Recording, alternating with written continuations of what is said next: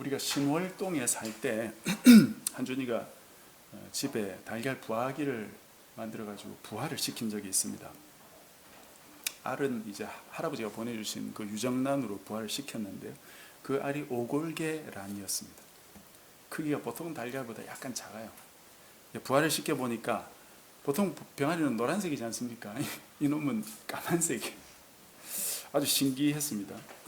그런데 이 오골계가 보통 다른 일반 닭보다 머리가 조금 더 좋답니다. 우리 한준이가 부화를 시켜 놨더니 이 녀석이 제일 처음 본 게 한준이 아닙니까? 한준이가 엄마인 줄 착각을 했었나 봅니다.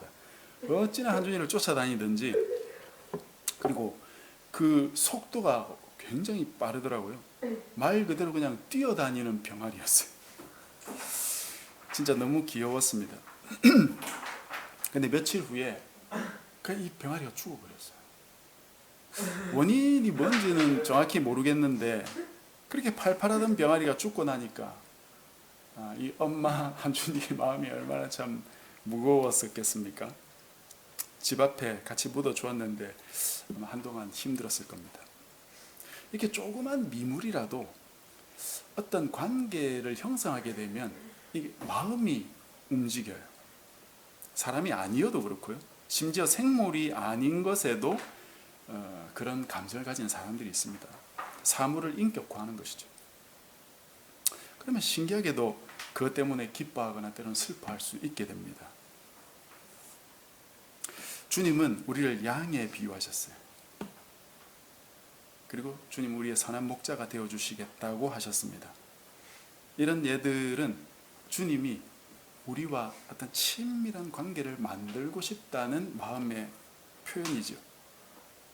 오늘 우리가 이 양과 목자의 비유를 살펴보면서 우리가 관계를 만들고 싶어 하시는 그 주님을 우리가 조금 더 살펴보았으면 좋겠습니다. 목자와 양에 대한 이 비유는 구약 성경에 많이 등장합니다. 특히 에스겔 34장에 통째로 그 양과 목자의 비유가 등장하는데요. 여러분 나중에 예배를 마치고 그걸 한번 읽어보시고요. 예수님께서 목자와 양의 비유를 하신 이유가 바로 구약에서부터 계속 그 비유를 사용해 왔기 때문이다 하는 것을 아시면 되겠습니다. 오늘 보면 크게 두 부분으로 나눌 수 있는데 1절부터 6절까지 그리고 7절부터 저 끝까지 그렇게 보시면 되겠습니다. 1절부터 6절까지는 목자와 양의 그 관계에 대해서 집중적으로 말씀을 하셨고 7절부터 끝까지는 그 목자와 삭군의 차이점을 좀 부각하시는데요.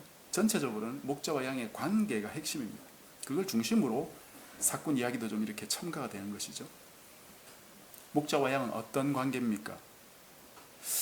1절은 그 절도, 강도 이런 이야기이기 때문에 조금 뒤에서 다시 하기로 하고 2절부터 한번 보십시오.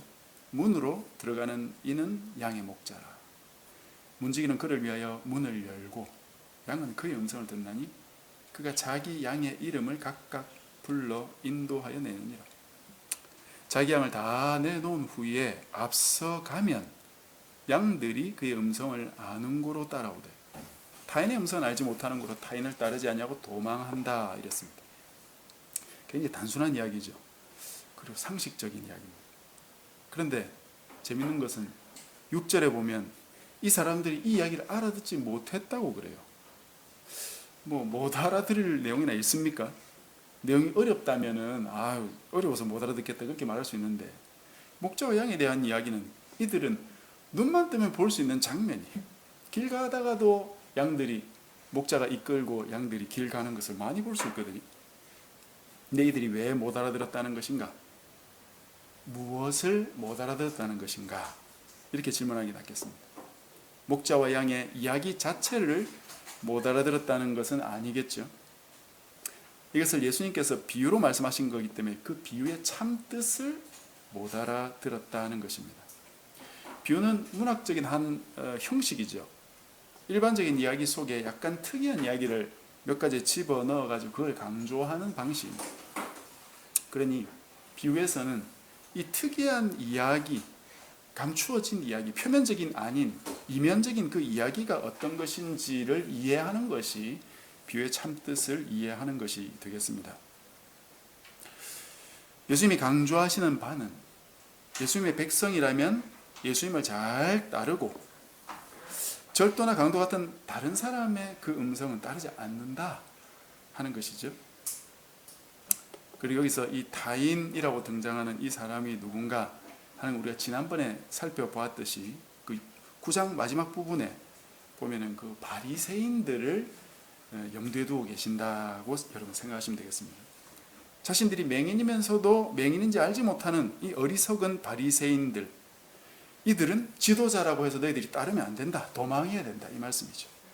참 목자는 예수님인데 참 목자도 아닌 자들이 예수님보다 먼저 와가지고 메시아 흉내를 내고 나를 따르라, 내가 구원자인 것처럼 그렇게 하고 있었다는 것입니다.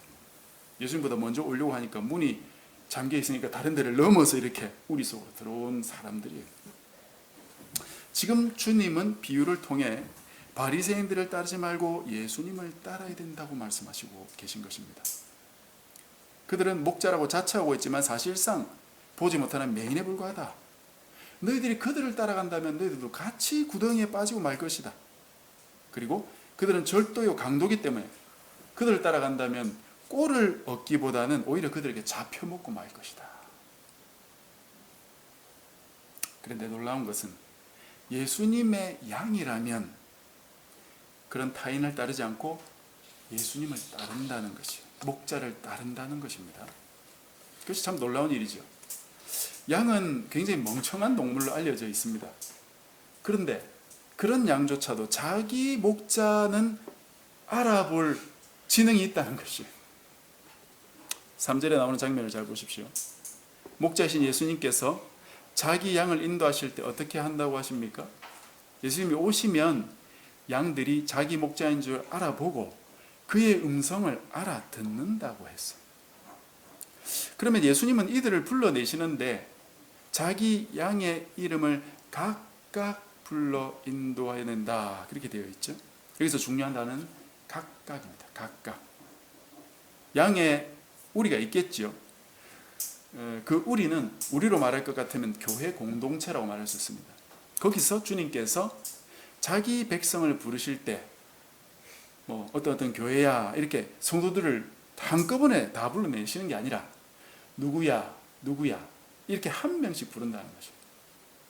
우리가 하나의 교회라는 이름으로 소수로 모여 있지만 예수님께서 우리를 부르실 때 우리 각자의 이름을 가지고 개인적으로 부르시고 교제하시는 것이지 우리 전체를 한꺼번에 부르시면서 집단적으로 우리를 대화하는 것이 아니다 하는 것입니다.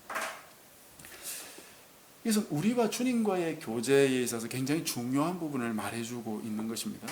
우리가 주님을 만날 때 개인적으로 만나야 된다 하는 것입니다. 내가 하나의 교회의 교인으로 주님을 만나는 것이 아닙니다. 주님께서 나의 이름을 부르시고 나 개인과 만나셔서 교제를 하신다는 것을 기억해야 됩니다. 나는 내 이름으로, 즉 나라는 개인적인 존재로 주님을 만나는 것이지 하나의 교회의 이름이나 나를 대신한 다른 목사의 이름이나 그런 다른 사람의 이름에 편승해가지고 내가 주님을 만나는 것이 아니다 이 말이에요. 왜냐? 주님이 우리를 개인적으로 부르시기 때문입니다. 말씀은 우리가 각자 개인적으로 주님과 교제를 가져야 된다 이것이요. 주님을 내가 개인적으로 알아가야 됩니다. 주님도 나를 그렇게 아시고 나도 주님을 개인적으로 알아가야 된다 이것이요. 개인적인 관계가 형성돼야 됩니다. 그래서 묵상할 때도 주님께서 내게 개인적으로 주시는 말씀을 들어야 된다고 제가 계속 말씀드렸습니다. 묵상을 할 때 일반적인 이론만 듣고 정리하고 끝내면 안 되고 내게 주시는 말씀이 무엇일까를 고민하면서 곰곰이 들어야 됩니다. 묵상 시간에 주님은 나에게 개인적으로 말씀하고 계신다는 사실을 믿으십시오. 그래서 묵상을 통해서 나의 부족함도 좀 돌아보고 내가 요즘 무엇에 유혹을 받는지도 좀 곰곰이 생각해보고 내가 어떤 시험에 지금 괴롭고 힘들어하는지도 곰곰이 좀 생각을 해보시고 그리고 그것을 고치려면 어떻게 해야 되는지도 주님이 말씀해 주시니까 그런 것도 놓치지 말고 잘 듣는 그런 묵상이 되어야 되겠습니다. 그런 식으로 주님과 개인적인 관계를 만들어 가야 된다는 것이에요. 하나님이 세상을 이처럼 사랑하사 독생자를 주셨으니 이는 그를 믿는 자보다 멸망치 않고 영생을 얻게 하려 하심이라 하면은 아멘 하면서, 그러면 당신은 영생을 얻었습니까? 그렇게 질문하면 그렇게 해서는 안 된다는 것이죠. 주님을 믿어 구원받고 영생 얻는다면 이 복음이 나에게도 적용된다는 것을 받아들이고 믿어야 되는 것이고, 그를 믿는 자는 멸망치 않는다고 했으니까 내가 힘써 주님을 믿도록 그렇게 하면 되는 것이죠. 그러면 내가 생명을 얻고 있다는 그런 인식 같은 것이, 그런 믿음 같은 것이 생기거든요. 이 말씀이 내게 이루어지고 있다는 어떤 깨달음이 온다 이 말입니다. 그런 과정을 통해 주님과 관계가 하나씩 쌓여가는 것이에요. 오늘 본문에 양들이 타인을 따르지 않는다고 했죠. 어떻게 양들은 제 목자와 타인을 구분할까요? 자기 목자의 음성을 평소에 잘 들으면 그 목자의 음성을 구분할 줄 알기 때문에 저절로 목자가 아닌 다른 사람을 따르지 않게 되는 것이지, 다른 특별한 방법이 있는 게 아닙니다. 오늘 본문을 보면 타인의 다른 말로 절도, 강도, 사꾼 이런 단어들이 같이 등장하는데요. 각각 약간의 의미가 다른 말들이지만 전부 바리새인 같은 거짓 목자들의 일면들을 하나씩 빗대어 비유한 것뿐입니다. 모두 거짓 목자를 가리키고 있어요. 이런 자들을 보면은 양들이 어떻게 한다는 것이에요. 따르지 않는다. 왜? 들어보니까 내 목자가 아니다 이거예요. 음성이. 양들이 내 목자냐 아니냐, 내가 그 사람을 따를 것이냐 말 것이냐 하는 걸 가지고 대책회의하지 않죠. 복잡한 기준도 없어요. 딱 들어보면 이 목자는 내 목자가 아니구나. 왜? 늘 듣던 음성이 아니구나. 이것으로 판별한다는 것입니다. 그래, 다른 음성이 들려면 꼼짝도 안 한다는 거예요. 요즘 참 이상한 목사님들이 많죠. 목사님들은 목자라고 말하기보다는 작은 목자라고 말할 수 있겠는데, 물론 훌륭한 목사님들 많지만 그런 목사님보다 이상한 목사님들이 더 많은 것 같다는 생각이 들 때가 있습니다. 그런데 놀라운 것은 이상한 목사의 이상한 설교를 듣고 있으면서도 도망가지 않는 멍청한 양들이 그렇게 많다는 것이죠. 하도 이상한 목사들이 많아가지고 주변에 아마 그런 목사들을 대하는 어떤 부분에서 이력이 났는지 모르겠어요. 설교를 들어보면서 저 목사가 참 목자인 그 예수님의 말씀을 잘 따라하는 제대로 된 작은 목자인지 아닌지를 구분할 줄 알아야 되는데, 설교를 듣고 있으면서도 이 설교가 참 목자인 예수님 말씀을 잘 따라하는 설교인지 그것을 제대로 전달하고 있는지조차도 구분이 잘 안 되니까 그런 목사 밑에 있으면서 생명을 얻는 게 아니라 뜯어 먹히고 있는 거지. 자기가 뜯겨 먹히고 있으면서도 그걸 알지 못하는 양이 얼마나 많은지 모르겠어요. 적어도 우리 교회 목사가 옳은 이야기를 하구나 아니구나, 또는 이상한 이야기를 하구나 올바른 이야기를 하는구나, 그 정도는 구분할 줄 알아야 된다는 것이에요. 이 세상의 가치관과 잘 영합한 그런 설교를 하고 있는데도 앉아서 희희낙낙하며 듣고 있는 것이에요. 그런 목사는 사꾼입니다. 얘를 어떻게 판단할 수 있습니까? 무슨 기준으로 판단합니까? 하나님의 말씀을 가지고 판단해야 된다. 평소 목자인 예수님의 음성을 많이 들어보아야 저 목사의 음성이 나의 참 목자의 음성과 같은지 아닌지 판단할 수 있게 되지 않겠어요? 그런 것은 양이 스스로 판단하는 것이지 다른 사람이 해주는 게 아니에요. 나는 어리석어서 잘 모릅니다. 그런 소리 하고 앉아있을 때가 아니다 이거예요. 그런 사람은 양 자격이 없습니다.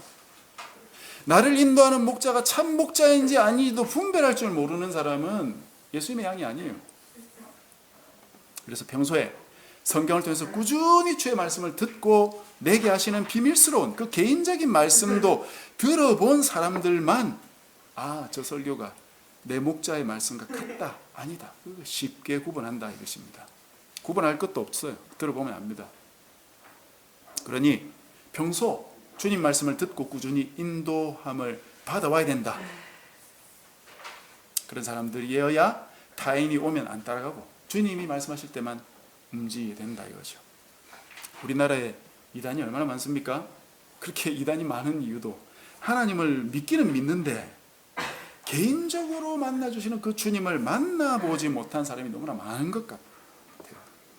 그러니까 아무리 오래 교회를 다녀도 결정적인 어떤 확신 같은 게 잘 없는 거예요. 늘 전전긍긍하고 죄책감 속에 살고, 그러다가 또 완전히 새로운 아주 귀가 솔깃한 그런 메시지를 들으면 아이고 저게 맞는가 보다 하면서 훅 가가지고 다 이단돼 버린다 이거죠. 하나님 말씀만 잘 묵상하면, 그리고 그 안에서 주님을 만나는 그런 경험들을 해나가면 되는 것인데, 그게 때로는 귀찮고 번거롭고 또 주님의 뜻이 늘 내 마음과 잘 안 맞으니까 결국은 접고 이상한 데 가 있는 것이다 이거죠. 또 거기서 가가지고 또 이상하구나 하고 나오면 되는데 또 그럴 용기는 잘 없는 거죠. 뭐가 맞는지 잘 모르니까. 따라서 거짓 목자를 따라가지 않으려면 참 목자인 예수님의 말씀을 계속 듣는 수밖에 없어요. 다른 방법은 없습니다. 그렇게 해야 사꾼을 피할 수 있다. 목자와 양의 관계에 대해서 두 가지를 말씀드렸습니다. 주님은 나를 철저히 개인적으로 대하시고 나와 개인적인 관계를 만들어 가신다. 우리도 이 인도를 잘 받고 따라가야 목자와 사꾼을 구분할 수 있게 된다 이거죠. 그렇다면 이 목자와 양의 관계가 어디까지 발전해야 된다 하는 겁니까? 어디까지 발전할 수 있다는 것을 주님이 말씀하시는데 굉장히 놀라운 말씀을 하세요. 14절 15절 우리 두 절을 좀 같이 한번 읽어봅시다. 14, 15절입니다. 두 절 시작. 나는 선한 목자라. 나는 내 양을 알고 양도 나를 아는 것이 아버지께서 나를 아시고 내가 아버지를 아는 것 같으니 나는 양을 위하여 목숨을 버리노라. 목자와 양은 서로를 잘 아는데 그 관계가 어디까지 가느냐? 예수님이 하나님 아버지를 아시고 하나님도 예수님을 아는 그 관계까지 간다는 거예요. 끝까지 가는 겁니다, 여러분. 하나님과 예수님은 태초부터 함께 계셨던 아버지와 아들이지요. 서로를 끔찍이 사랑하시고 끔찍이 잘 아시고 서로를 존중하십니다. 모든 결정을 한 뜻으로 결정하시고 시행하시고 그것을 성취해 가시는 분이세요. 그래서 우리가 삼위 하나님이라고 말했을 때 성부, 성자, 성령님이라고 말은 하지만 사실상 우리의 감각으로 이분들을 구분할 수 없어요. 세 분이시지만 하나시죠. 그렇게 사랑하시고 일하시는 이 삼위 하나님의 하나됨 속에 우리를 집어넣으신다는 거예요. 하나님과 예수님의 관계가 나와 예수님의 관계에도 적용된다는 것입니다. 하나님께서 예수님의 아버지가 되시는 것처럼 예수님이 우리의 친구도 되시고 형님도 되시고 신랑도 되시지만 우리의 아버지도 되십니다.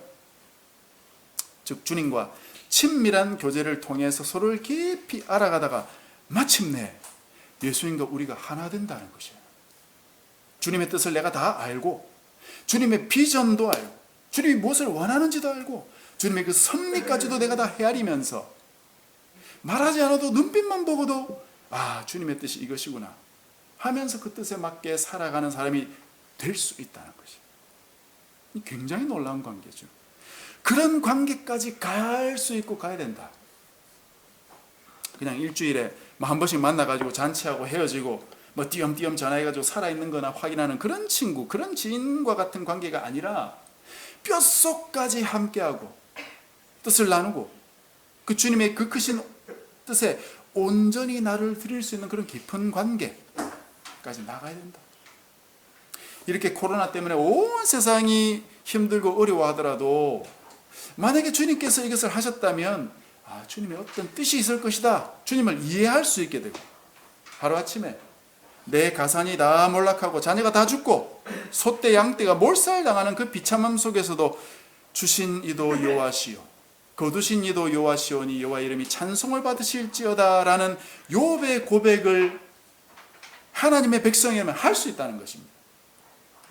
욥이나 아브라함이나 노아나 이런 인물들은 진짜 내가 감히 범접할 수 없는 그런 인물이어서 뛰어나서 그런 고백을 한 것이 아니라 하나님의 백성이라면 누구나 그렇게 할 수 있고 그런 사람이 되어야 된다는 것이 어쩌면 시작은 야곱과 같은 그런 사기꾼 같은 그런 사람일지라도 야곱도 말년에 하나님 뜻을 이해하고 참 하나님의 사람으로 이렇게 변화되지 않았습니까?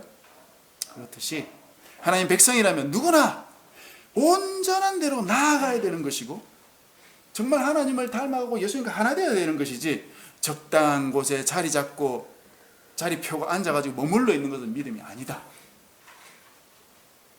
우리의 하나님화, 옛날 교회에서는 이것을 신격화라고 부르기도 했습니다. 우리가 하나님처럼 되는 것이라는 것이에요. 그렇다고 우리가 신이 되는 것은 아니지만 주님을 본받게 되는, 정말 주님과 하나 되는 그런 모습을 말하는 것입니다. 그것을 위해 주님이 뭘 한다는 것입니까? 그분의 목숨까지 내놓는다는 것이에요. 그것을 위해서 11절, 15절, 17, 18절에 보면 주님이 목숨을 내놓는데 목숨을 빼앗겨서 내놓는 것이 아니라 스스로 내놓는 것이다 라고 말씀하고 계시죠. 무엇을 위해서 목숨을 내놓으신다는 겁니까? 이리가 오면 사꾼들은 자기 양이 아니니까 양 내버려 두고 도망가 버린다는 것이죠. 목자는 자기 양이니까 철저히 그 양들을 지킨다는 것입니다. 때로는 목숨의 위험이 따르는 그런 급박한 상황일지라도 자기 양을 떠나지 않고 지킨다는 거예요. 목자니까. 그러다가 목숨을 내놓아야 할 상황이 생기면 목숨까지도 내놓는 것이 목자라는 것이죠. 물론 진짜 목자가 양을 위해 목숨을 내놓는지는 잘 모르겠습니다만은 우리 예수님은 자기 백성을 위해서 그렇게 하시는 목자다. 주님은 대제사장과 당시 지도자들에 의해서 고발되고 로마에 의해 십자가에서 죽으셨죠. 그것은 자기 양인 우리를 위해서 주님이 그렇게 하신 것이고 우리를 위해 그 십자가를 스스로 받아들이신 것이지 로마가 겁박하니까 피할 수 없어서 십자가를 지은 게 아니다. 십자가를 지시고 죽으시고 다시 부활하셔야 참으로 우리에게 영생의 길을 나타내고 보이실 수 있기 때문에 주님은 스스로 그 길을 걸어가신 것이다. 그래서 우리도 주님이 보이신 길을 통하지 않고는 주님처럼 그런 존재가 될 수 없기 때문에, 그리고 주님과 하나 될 수 없고 구원받을 수 없기 때문에 우리도 그 길을 걸어가야 된다. 그래서 십자가를 피한 사람은 예수님의 동지가 될 수 없는 것입니다. 같이 죽음을 이겨내본, 건너가본 그런 동지가 진짜 동지 아니겠어요? 그래서 주님이 우리에게 너의 십자가를 지고 나를 따라오라. 왜? 나도 내 십자가를 지고 가는 거 보이지 않느냐? 그래야 주님이 부활하셨듯이 우리도 부활할 수 있게 된다 하는 것입니다. 주님의 이 마음을 오늘 우리가 조금 더 헤아려보고 알아가는 시간이 되었으면 좋겠습니다. 그래서 주님의 목표를 바라보고 나도 한 걸음 한 걸음 주님처럼 주님을 따라서 걸어가는 우리 모두가 되었으면 좋겠습니다. 말씀을 맺겠습니다. 주님은 선한 목자이십니다. 나를 개인적으로 부르시고 나를 잘 아시고 나도 주님을 알도록 이끌어 주십니다. 이 주님과 풍성한 교제를 통해서 내 목자를 확실히 알고 나면 주님이 이 목자가 내 주님인지 아닌지 구분할 수 있고 주님만 따라가는 양이 될 수 있어요. 그 길을 우리 모두가 걸어가야 되겠습니다.